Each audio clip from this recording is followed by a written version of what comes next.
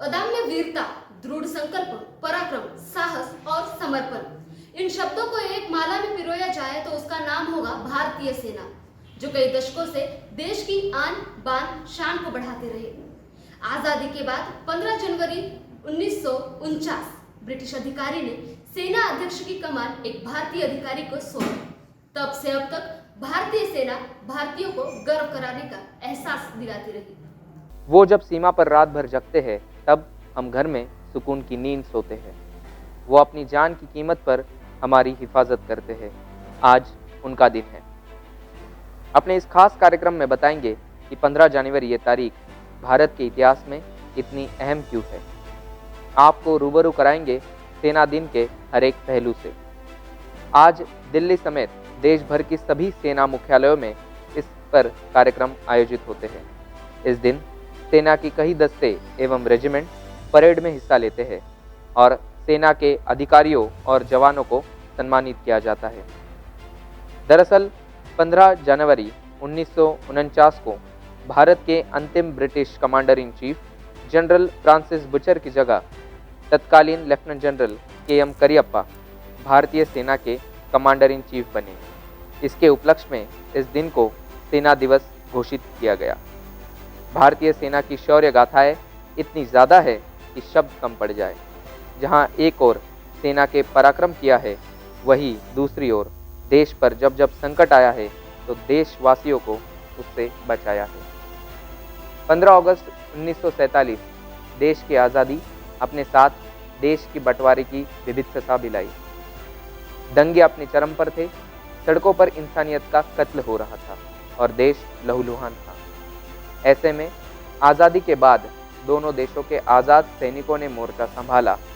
करीब 1.5 महीने की मेहनत के बाद जवान दंगों पर काबू पाने में सफल हो सके। देश एक ओर दंगों से गुजर रहा था, वहीं दूसरी ओर देश में मौजूद रियासतों का एकीकरण करके एक सशक्त राष्ट्र की बुनियाद खड़ी करने की चुनौती भी थी।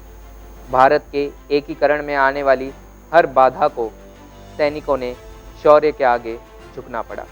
पाकिस्तान जो मुल्क नफरत की बुनियाद पर बना था, उसके हुक्मरान भारत की जमीन हड़पने की नापाक कोशिश करते रहे। 1965 में जब पाकिस्तान को आधुनिक हथियार मिले तो उसे लगा कि वो कश्मीर को हासिल कर लेगा, लेकिन जाबाज सैनिकों के हौसले के आगे पाकिस्तान की एक न चली। हालांकि कई भारतीय सैनिक शहीद हुए, हमारे करीब 80 टैंक तबाह हुए, लेकिन पाकिस्तान की ओर जान माल का कई गुना नुकसान हुआ। करीब 475 टैंक बर्बाद हुए, लेकिन पाकिस्तान भारत की 1 इंच जमीन भी न ले सका। 1971 साल बेहद अहम साल थी। पूर्वी पाकिस्तान यानी आज के बांग्लादेश में पाकिस्तानी सैनिक भारत के लिए चुनौती बनने की कोशिश कर रहा था, लेकिन भारतीय सेना ने ऐसी शानदार जीत दिलाई कि उनका नाम इतिहास में स्वर्ण शब्दों में लिख गया। इस बार पाकिस्तान का भूगोल ही बदल गया था। 1971 की हार पाकिस्तान के लिए सबक रहा। 2 जंग में हारने के बाद अब उसे पता था कि भारत से सीधी जंग में जीतना नामुमकिन था। फरवरी 1999 में भारत और पाकिस्तान के बीच लाहौर में एक समझौता हुआ। हालांकि कुछ ही महीनों में पाकिस्तान के पीठ पीछे से वार करने की नीति अपनाई। कारगिल की पहाड़ियों पर लड़ाई हुई, जिसकी शुरुआत तब हुई थी जब पाक ने कारगिल की ऊंची पहाड़ियों पर घुसपैठ करके अपने ठिकाने बना लिए थे। कारगिल की जंग भारत पर थोप दी गई। दुश्मन 16 से 18 हजार फीट ऊंचाई पर था और हम 7-8 हजार फीट नीचे। अंदाज़ा लगाया जा सकता है कि दुश्मन को हराना कितनी बड़ी चुनौती थी। आखिर पाकिस्तान ने भारत के आगे घुटने टेकने पड़े। कारगिल युद्ध के बाद सेना के आधुनिकीकरण में तेजी आने से उसकी ताकत में कई गुना इजाफा हुआ है। आज हम किसी भी चुनौतियों से निपटने में पूरी तरह सक्षम हैं। भारतीय सेना विश्व की सबसे बड़ी सेनाओं में शुमार है। सैन्य ताकत के मामले में भारत किसी से कम नहीं।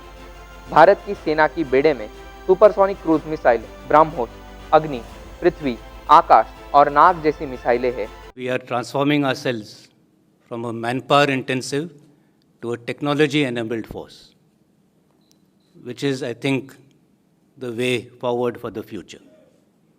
We had sponsored a study through the Army Training Command to look into what all niche technologies we need to transform ourselves into this technology-enabled force. And that study has been carried out,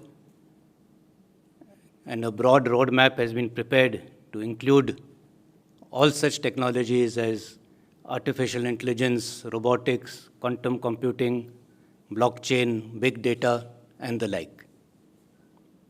And through our Army Design Bureau, we have sponsored a number of projects through the Army Technology Board, projects worth 36 crores, and through the Technology Development Fund, projects worth another 23 crores or so.